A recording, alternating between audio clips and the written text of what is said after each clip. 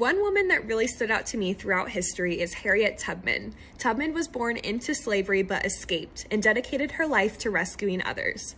Over some 13 rescue missions using the Underground Railroad, she was able to save more than 70 lives and went on to serve as an armed scout and spy for the Union Army during the American Civil War. She also aided in the women's suffrage movement as an activist. She was an incredibly powerful and inspiring woman. One woman that I admire in history is Golden Age actress Hedy Lamarr.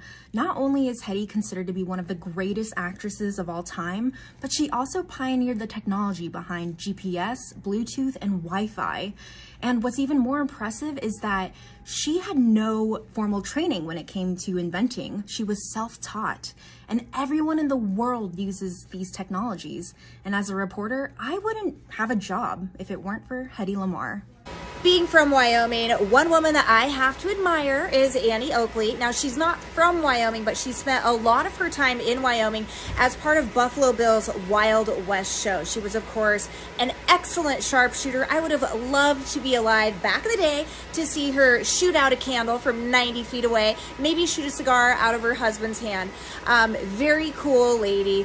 She was paid almost as much as Buffalo Bill himself, who agreed that women should be paid for the work that they do. It shouldn't matter if you're male or female. I chose Sally Mock. I remember I was attending the School of Journalism in Missoula, and one of my very first classes I was shown an interview with her. She was conducting the interview, and she was incredibly powerful, and she was not backing down against this man. And I got goosebumps, and from then on I knew I looked up to her and I wanted to be as powerful as she was in journalism. Well, two women that I admire when I think about Women's History Month. First of all, Jeannette Rankin.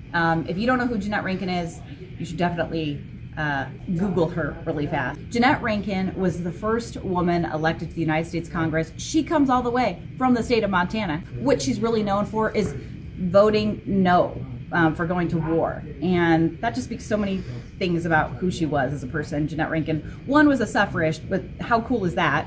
But she also stood for peace, and she really made that known when she was a congresswoman. Love Jeannette Rankin. The other person, Ruth Bader Ginsburg. Before Ruth did what she did in the Supreme Court, in the 1970s, women didn't have bank accounts before then. Women couldn't buy their own homes. In the 1980s, you could be fired for being pregnant at work. And all the way up until 2018, in some states, women were still not allowed to breastfeed in public. So Ruth Bader Ginsburg was so instrumental in making sure that gender equality is something that all of us women can live by today, and that's why I admire her.